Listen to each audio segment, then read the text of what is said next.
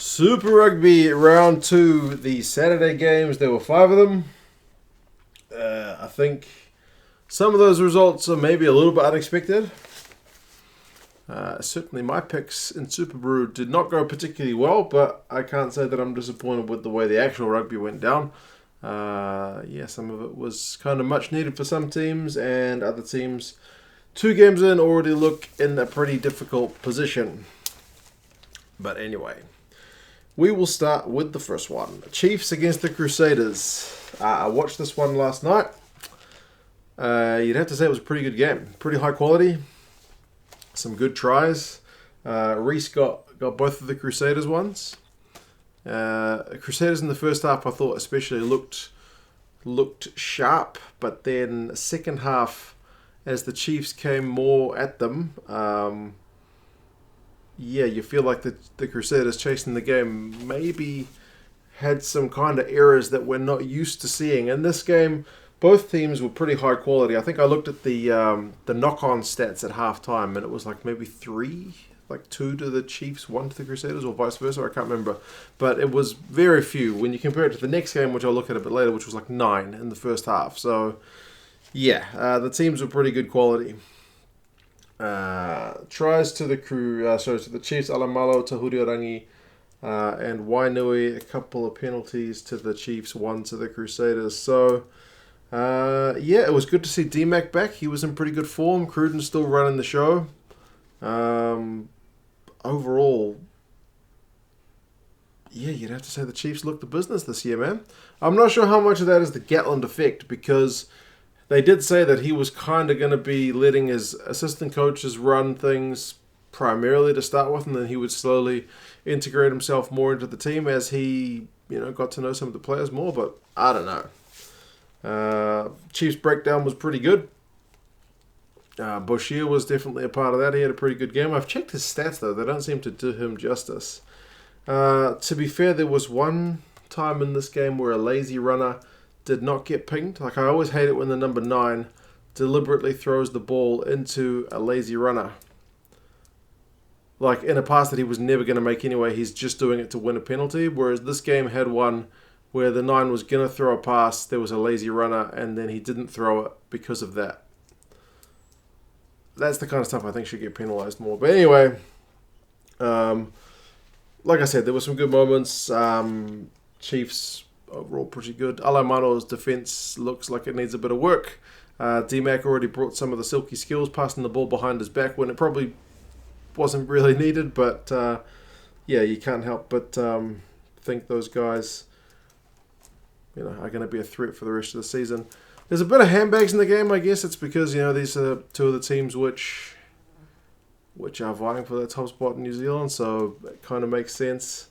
And the Crusaders probably blew at least one try with that time when Will Jordan threw a ball to, I think it was, to one of the guys on the wing, and it just hit the dirt instead of going to the man. So, good crowd, just under 14,000, which is more than can be said for some of the other games. But, check out the highlights for this one. This one was a good game. This one was a good ad for Super Rugby. I mean, the stats, the Crusaders edged the run meters, but the possession and territory was almost 50-50. The Chiefs' line-out was only 76%, which is a bit disconcerting. But they tackled pretty well, 122 tackles. Crusaders conceded more penalties. I talked to my old man about this one, and he said, refs should have been yellow carding teams when they were getting too many penalties in a row, but it doesn't seem to happen that much these days. D-Mac had 53 run meters, 2 clean breaks, 3 defenders beaten. Christie for the Crusaders, 20 out of 21 tackles. Pretty solid. Crusaders have got the Blues away next, so look out Blues. There's probably an angry Crusaders team coming up to Auckland. They did dress like the Blues, though, honestly. They had a blue away uniform. That is atrocious. That's atrocious. Just wear your red, honestly. It looks a lot better. It doesn't clash with black. There's no reason for you to be wearing a Blues uniform unless you want to be the Blues, in which case keep losing and then you might be like us. That being said, the Blues won. But you know what I mean. I know they seem to have contractual obligations these days to wear their away uniform for like half of the games. But there was no need for that last night. It looked terrible. The Chiefs have got a trip away to play the Sunwolves. So, yeah, it should be an interesting game seeing as the Sunwolves are on the bye. The next one, the Blues get a big win over the Waratahs, 32 points to 12. Waratahs look like they could be in for a pretty long season. I don't know how much to read into that for the Blues. Probably not a whole heck of a lot. Again, you see the score kind of blew out with a couple of late tries to Mark Talea, but as a Blues fan, I cannot be complaining about a bonus point win. Definitely cannot be complaining. The Blues, I think, largely were relatively in control of the game, at least in terms of the scoreboard. They never went behind. They did get a yellow card for Satutu getting a high shot on Carmichael Hunt. Maybe if Hunt's hand isn't there, he gets red. And the ref did show him a red card. I was like, oh, wait a minute, that's the wrong card. So that was, I guess, slightly disconcerting for him. This guy for the Tars, Nawangi Nitawase, whose name I'm slowly getting better at as time goes by, but not perfect yet. He scored a try, but really hurt himself doing so. He had to be stretched off. Apparently, he was walking around after the game. I hope he's good to go because he seems the business. He seems like he's going to be a good young player for the Waratahs and hopefully for the Wallabies at some point. Early days, obviously, but yeah, looked pretty damn good. Talea got a hat-trick of tries for the Blues, a couple of them late. To be honest, after watching that game, the quality of this game was not at the same level. The crowd was about half. It was like 7,000 people. Apparently, it's the lowest crowd the Waratahs have ever played in front of. They were playing in Newcastle because they don't have a proper home stadium yet. But yeah, it wasn't a classic. I mean, Talea's try where he swerves Hooper, that was pretty nice. Satutu put a kick through for Talea to get one of his tries. It's nice for a number 8 to put a little grubber through. That's pretty good. And like I mentioned, the Waratahs got a try. I think the one to Foketi, they went like 17 phases. So he blasted through Stephen Perifetta, and it was a good try. So yeah, there was a little bit to like about the game, but overall the quality wasn't again great. Like I mentioned in that one, I think the number of knock-ons was about 9 in total for both teams at halftime, whereas that game was 3. So yeah, it wasn't the best effort. Run meters 304, Blues 399, so they edged that one. The Waratahs edged the position and territory. Blues had to make more tackles, 125 to the Waratahs, 104. Blues had a higher tackling percentage. Penalties conceded 8 to the Tars, 9 to the Blues, so pretty even. Talea had 139 run meters, 8 defenders beaten and 2 clean breaks. Top effort. Stanley Forth had 11 from 11 tackles for the Tars. The crowd was 7,491. So pretty poor. Pretty poor. I think the Brumbies had 7,000 something at their game. So Aussie crowds at the minute not the best. Chiefs Crusaders one was good, but it's a derby between two very good teams, so it should be well attended. Blues, as I mentioned, they got the Crusaders at home next week. That should hopefully be well attended. Hopefully it's a close game, but I wouldn't be holding my breath. The Waratahs go away to the Rebels, and those are two teams who are almost in dire straits. They both will absolutely need a win at all costs, and whoever loses, man, you got to start to write them off for the year. It's hard to get 3 losses on the trot and then go on to do anything for the season, but we will see. Next one, Lions Reds. I've only seen the highlights of this one. It was on at about 2 in the morning, 27-20. It was an interesting watch. I watched about 10 minutes of highlights. From what I could see, it seems like the Reds scrum was pretty effective, but that the Lions backs were able to really cause havoc, and the Reds defense let them down, as it kind of has done for the last couple of seasons. 2 tries to Toro and Green, 1 to Mana Schoolman, and 1 to Courtney Scorsan. For the Reds, Jock Campbell and Take McDermott got their 2 tries. And it was kind of an opportunistic one from Jock Campbell. It was almost like a 14-pointer because the Lions had 3 guys attacking. They grubbered through, but he managed to block it with a leg, and then the Reds picked it up and just went the other end of the field and scored. So that was almost a 14-pointer. So maybe this scoreline flatters the Reds. Again, I haven't seen the whole game, so it's kind of hard for me to say. But Tupou got a yellow card. Schoolman scored his try during that period. NASA got a yellow card for the Reds. So at one point there were 2 Reds in the bin at the same time, but the Lions couldn't score any points from there. Tyrone Green went close, but he was in touch. So Lions didn't really seem to capitalise on the yellow card periods apart from that Schoolman try. They probably should have got more points. But again, 27 points to 20. It's a solid win without being spectacular. There was almost nobody there to watch this one either. I don't have the attendance figures, but it seemed pretty deserted. So yeah, these 2 games, not the best advertisement for Super Rugby. McDermott's try was a nice little sniping run. Scorson had a huge gap. It's good to see him get a try, but I don't know. That was Tyrone Green's first try in Super Rugby. He got 2 in one game. He had 72 run meters, 8 defenders beaten. McDermott, who Brad Thorne does seem to like, had a good game, man. A try assist, and 5 defenders beaten for a number 9.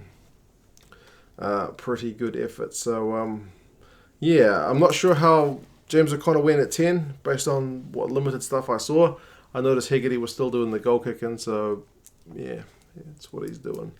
Stats, run meters 400 to the Reds 326 is relatively high, but look at this. The possession is 63% Lions and territory 70% Lions. So, yeah. Seems like it was pretty one-sided. So, on paper and from 10 minutes of highlights, it seems like the Reds were lucky to get a losing bonus point, but I'll leave it to you guys to let me know more information about that game. The lead did change 5 times. So if nothing else, it had entertainment factor, which is always cool to see the scoreline kind of going to and fro. The Lions face the Stormers next at home. Hopefully a better crowd for that one. And the Reds travel to Argentina to play the Jaguares. Next, Stormers Bulls. Again, this is the other one I haven't seen. I've seen this last one. Man, the Stormers are 2 weeks without conceding any points. Has that been done before? That's impressive. No points conceded. They, from what I've seen, they were very fortunate, or perhaps showed some true fight to not concede any points, because it looked like the Bulls should have scored at least a couple of times. They kicked the penalty early to make it 3-0. They missed the penalty on the half an hour mark. There's not much in the highlights. Like I've written, did anything happen? Because they showed a couple of highlights of some kicks in play, but then nothing happened. So it jumped to like half an hour. They missed the penalty. 36 minutes. They got a maul try from Intubeni. They missed the conversion. It was 8-0 at half time. 46 minutes, the Stormers miss a penalty. 50 minutes, Sanatla gets a try, which is definitely the moment of the game. Some proper gas out on the wing. Lades took the kick for that conversion, and they missed it, so it was 13-0. And that's all she wrote. In the 70-something minute, the Bulls, playing like the Blues, blew what seemed like a sitter. I think Hendricks had a run, and they were like, was it 3-on-2, or at least there was a man over. And the Stormers' defense managed to hold them out. So, yeah, man. Stormers have not conceded points for 2 weeks. And the crowd for this one looked really good. I don't have the numbers, but the crowd looked very, very good. So, if you're looking for a crowd, watch the first or the fourth game. Don't watch either of those ones in the middle, because they weren't very well attended. But, yeah, man, good win for the Stormers. Not convincing. I mean, that second half stats. Overall, possession, Stormers 44 and territory 35. So the Bulls had most of the possession and territory. Second half, territory was 75% Bulls. So the Stormers camped in their own half for that second half, but not conceding a point. Crazy stuff. Goal kicking for the Stormers was at 20%, which is, not gonna win your Super Rugby title if you keep up with those numbers. Tackling, the Stormers made 100 tackles. The Bulls made 75, which is a pretty low number overall. For most teams to be making, but I guess. But stop-start. A lot of penalties, 11 to the Stormers, 13 to the Bulls. But yeah, good win for the Stormers. That keeps their season off to a good start. The Bulls have got a bye, so they need to reset, because it's not been a great start to their opening campaign. They need to get things on track soon. The Stormers are away to the Lions, so we'll see if they're able to win away as well as at home. Because in recent years, at home they've usually been pretty good, but away they've been bad. But new coach, you never know. Peter Steph-Tutoy had 11 from 12 tackles. Cornell Hedricks, 48 run meters, 5 defenders beaten. As I said, seemed to be a key man in that break, but was not able to get a try or set up a try. Last game, which I've just finished watching, Jaguares against Hurricanes. Hurricanes get it done away from home, 26 points to 23. They looked dead and buried in this game. When Krevy got a maul try on 63 minutes, it was 23 points to 12. It looked like the Jaguares were just going to see the game out. But Hurricanes didn't give up. They scored a couple of late tries. Both their tries coming in the last 10 minutes. And, they managed to nick a win. So, from last week against the Stormers, where the Hurricanes seemed all doom and gloom, maybe not so much. And the Jaguares will be kicking themselves for letting this one go. Last week, they seemed in indomitable form. And now they look like there's a few chinks in their armour. To be fair, this was a weird game for Super Rugby because, like, the first half was like all penalties. There was the one try from Kremer, which was excellent. Kremer got the try. He hit the ball at pace and beat a tackler. He went over very nicely, but all the rest was penalties. The Hurricanes were just kicking penalties. They kicked 3 in the first half. And like both sides missed drop goals either side of halftime. So at one point this game was like 6 penalties, 2 missed drop goals, and 1 try. It seems like you're not watching Super Rugby when it's like all these other games, like 1 penalty, 5 tries, no penalties, 2 tries, 2 penalties, 3 tries. Like penalties never outweighs tries, but in this game it was both sides were smashing it with the boot. But yeah, those final 2 tries for the Canes, Fidel went over after a good period of pressure. And then the last one, it was kind of Laumapi that set it up. The Canes essentially went from their own 22 all the way up the field, and it was Booth who ended up finishing it off. The TMO, interestingly, wanted to call the ref. He's like, check, right as the kicker was about to take a conversion to check one of the passes, really late. And the ref was just like, bro, if it's about that one, I saw it, I'm all good. And it was like a flat one. I think you give the advantage to the attacking team. It's a standard flat pass. I don't think it was deliberately forward out of the hands. If you're a Jaguares fan, you'll probably say it was forward. If you're a Hurricanes fan, you'll say it was definitely backwards. I'm a neutral and I'm going to go with flat. So you always like to see the advantage go in favor of the attacking team. So, also the Jaguares did have a try chalked off. It was Geordie Barrett who, aside from kicking some 60-metre penalties in this game, at least one, 63 metres about, he put a try-saving tackle on when the Jaguares looked to have scored for all money. So, yeah, if you're a Jaguares fan, you'll definitely think you should have won this one. And Hurricanes, I don't know if that was get out of jail or like keep fighting for the 80 because it seemed lost, but they still won it. Run meters 390, Hurricanes 429. Possession 53% and territory for the Canes. Tackling stats pretty even, both 86%, both tackled in the 120, so it was a pretty even game, and that's evident on the scoreboard too. Boffelli had 119 run meters, 5 defenders beaten, 3 clean breaks. Laumapi 69 run meters, 4 clean breaks, 6 defenders beaten. You gotta wonder why that guy didn't go to the World Cup, but his defensive stats, 2 tackles, 2 missed tackles. That might be a reason why. I noticed the Jaguares had some issues, like with a couple of the kicks through, they had 2 guys going for the ball. One of them, they even knocked each other over. So that's something that they should probably work on because it didn't cost them, but on another day, it might. The attendance for that one was 8,540. So near enough to 9,000, 8.5. It's okay. Obviously, we would like more, but yeah, the stadium didn't feel that empty, so they only ever put those, I think, both sides of the ground open. They don't open the ends, so it doesn't look as sparse as some of the other stadiums do. Like I mentioned, the Jaguares host the Reds next. They'll want to bounce back to win that one, and the Hurricanes are back home to New Zealand to play the Sharks, who will have the rest advantage on them, at least in terms of not having to travel. But the travel factor didn't seem to be a factor here. At the end of the game, you would have thought with the travel from South Africa, it should be the Jaguares really pushing through at the end.